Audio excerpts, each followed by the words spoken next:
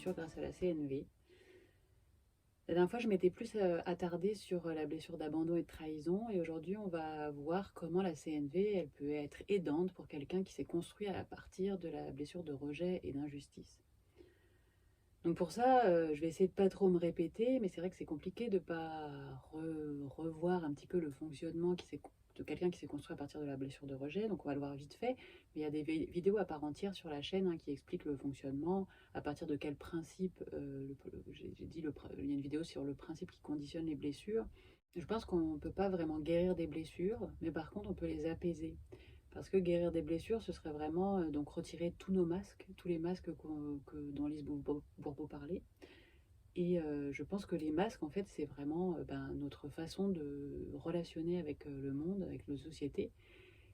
Et les retirer, ce serait vraiment réussir à retirer intégralement notre ego, alors que notre ego, en fait, quelque part, il nous sert, en fait, à relationner dans ce monde duel, en fait. Mais par contre, de réussir à transformer un petit peu certains mécanismes de l'ego qui vont vraiment nous pourrir la vie, quelque part, nous pourrir nos relations aux autres, là, je pense que c'est assez judicieux d'aller essayer de transformer quelque chose. Et comment transformer quelque chose? En fait, il n'y a pas vraiment une volonté à avoir. Transformer quelque chose, c'est simplement mettre de la conscience dessus. Une fois qu'on a commencé à mettre de la conscience sur un problème et qu'on se rend compte qu'il nous aide pas à aller mieux pour de vrai, en fait, qu'on le vit vraiment comme quelque chose de désagréable pour nous, naturellement, on va trouver des solutions par nous-mêmes pour changer, en fait. Donc pour moi, la mise en lumière des choses, c'est déjà la guérison. La mise en lumière, c'est l'acceptation, sans jugement de quelque chose. Et cette acceptation, c'est quelque part commencer à aimer les parties de nous qu'avant on rejetait. Et quelque part, cet amour, on pourrait dire, c'est le plus grand pouvoir de guérison qu'on peut avoir. Comme pour la blessure d'abandon et de trahison, ce qu'il va falloir comprendre, c'est que, en fait, c'est quelque chose qu'on va projeter sur l'extérieur, mais quelque part, c'est quelque chose qu'on se fait subir à soi-même. Donc ça, c'est vraiment important de voir ça. Quand on souffre de la blessure de rejet, on passe son temps à se rejeter soi-même. Mais pour pouvoir savoir qu'est-ce qu'on rejette quand on parle de soi-même, il faut déjà savoir qui on est. Si on réfléchit quelque part à qui on est, finalement, on est un amas d'émotions en perpétuel changement. On se retrouve à être mu quelque part par tout un tas d'émotions qui nous traversent. Et quelque part, on est ça. On n'est pas notre travail, on n'est pas notre fonction dans la famille, on n'est pas une maman, on n'est pas un papa, on n'est pas ce qu'on fait. On est un amas d'émotions en perpétuel changement. Donc, quand on parle de se rejeter soi-même, on parle de rejeter quelque part ce qui nous anime à chaque instant, c'est-à-dire notre émotionnel.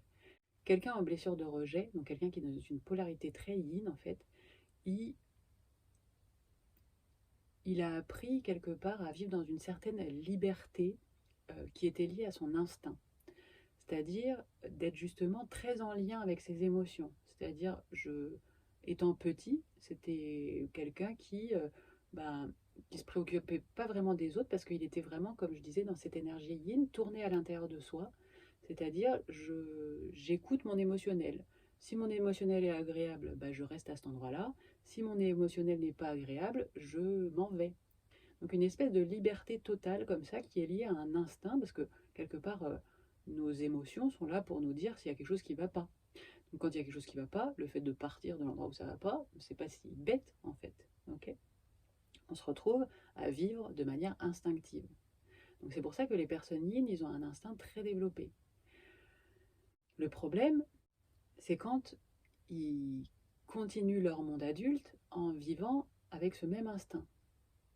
Parce que plus on avance dans le monde adulte et plus on se retrouve à devoir être en relation avec les autres.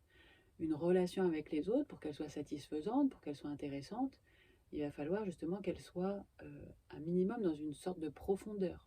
C'est-à-dire pour qu'elle soit nourrissante, en fait, si on passe notre temps à parler de la pluie et du beau temps, de choses plutôt futiles, et pas du tout de ce qui se passe en nous et compagnie, et on va se retrouver à avoir des relations un petit peu insatisfaisantes. Quand on est justement, on voit très bien dans les ateliers de CNV, que ce qui nous nourrit, c'est vraiment ça en fait. C'est quand on arrive à avoir une relation de cœur à cœur avec la personne. Et le cœur à cœur avec la personne, c'est vraiment notre monde émotionnel en fait. D'être capable de, de, de, de montrer notre vulnérabilité, d'exprimer nos faiblesses, et à partir de là, en fait, il y a quelque chose dans la relation qui devient sincère, qui devient authentique. Et en fait, ce côté instinctif qui était plutôt intéressant au début devient un handicap en grandissant. Parce que du coup, la personne, elle a fait comme une scission entre le mental et le corps. C'est-à-dire, plutôt, je suis incapable de faire le lien analytique entre ce que je ressens dans mon corps, que j'ai pas arrêté de fuir, en fait, dès que c'était désagréable, je fuyais, mais sans essayer d'analyser, sans essayer de comprendre, sans essayer d'exprimer à l'autre, simplement dans une espèce de fuite, quelque part, dans une fuite des émotions désagréables. Et ben du coup, on se retrouve à ne pas pouvoir exprimer ce qui se passe parce qu'il y a comme, et même ne pas réussir à comprendre ce qui se passe. L'émotionnel est juste vécu dans le corps, mais il ne fait pas le lien avec l'esprit analytique. Et donc, il interdit la relation. Et du coup, ça va être ça, le fait de ne pas réussir à exprimer vraiment son intériorité, ça va être un empêchement à la relation qui va potentiellement créer des conflits ou des non-connexions. Et à partir du moment où on se sent en non-connexion avec les autres, ou un peu en conflit, c'est-à-dire de ne pas réussir à s'exprimer, les conversations, elles partent souvent en incompréhension, et ben, une personne en rejet, elle va se dire que quelque chose en elle ne va pas. Quelque chose en elle doit se transformer.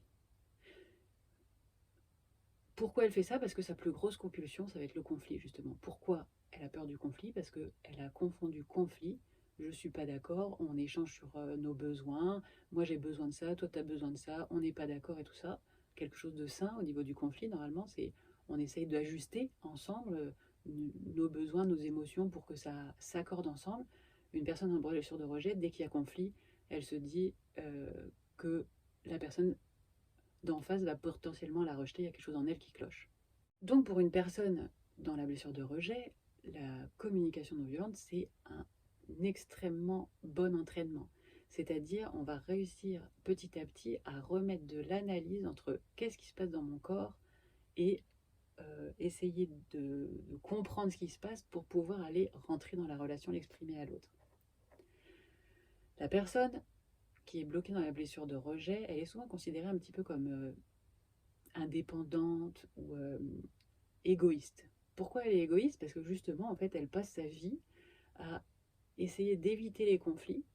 Et en évitant les conflits, en fait, déjà, elle utilise beaucoup d'énergie pour se conformer à ce que les autres lui demandent.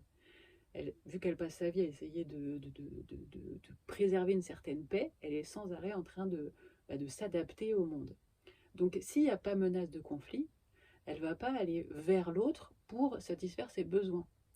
Donc la personne, elle va voir ça comme quelque chose de quelqu'un qui ne donne pas, quelqu'un qui ne donne pas à l'autre en fait.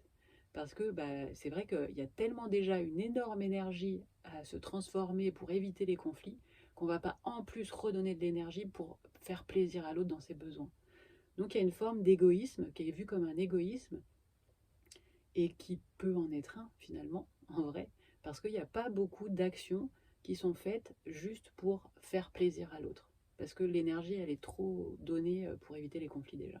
Donc ça va être quelqu'un qui va être vraiment plus dans le rejet. Et celui qui a développé une blessure de force, en fait, donc celle de l'injustice, lui, il va être injuste avec lui-même. Quelque part, il veut coller, ce que je disais, à une espèce d'idéal du soi. Donc il va créer comme ça un personnage un peu idéal, très intègre, avec des grandes valeurs. Hein. Ce que je disais, ça c'est vraiment la blessure d'injustice. La blessure d'injustice, c'est vraiment ça. Donc il a ce masque du rigide, quelqu'un qui veut avoir raison, qui pense que les choses qui pense sont vraiment les meilleures quelque part. En fait, c'est la façon de voir la vie. Il y a quelque chose comme ça d'assez crispé chez le rigide. Et comment il va être injuste avec lui-même, c'est qu'il ne va pas accepter quelque part son humanité la plus profonde. Il n'y a rien de plus injuste que d'interdire à un humain d'être un humain. C'est-à-dire, et qu'est-ce que c'est que d'être un humain? C'est d'avoir des émotions, des failles, des vulnérabilités, des erreurs, des moments où on ne sait pas, des moments où on n'y connaît rien. Et il va passer sa vie à être en totale injustice avec lui-même, de demander trop à cet humain qui n'est absolument pas parfait et qui veut absolument rendre parfait. Donc on est dans des profils de burn-out aussi, hein, des gens qui se demandent trop, qui veulent être absolument toujours parfaits. Et voilà. Et du coup, même pour ces personnes-là, en fait, d'apprendre à écouter ses émotions, d'apprendre à écouter ses limites, d'apprendre à écouter quand est-ce qu'il a plus envie, ses vrais besoins, et ben ça va être quelque part revenir dans le respect de soi-même et arrêter d'être injuste avec soi-même, être injuste avec son humanité. Pour quelqu'un dans l'injustice,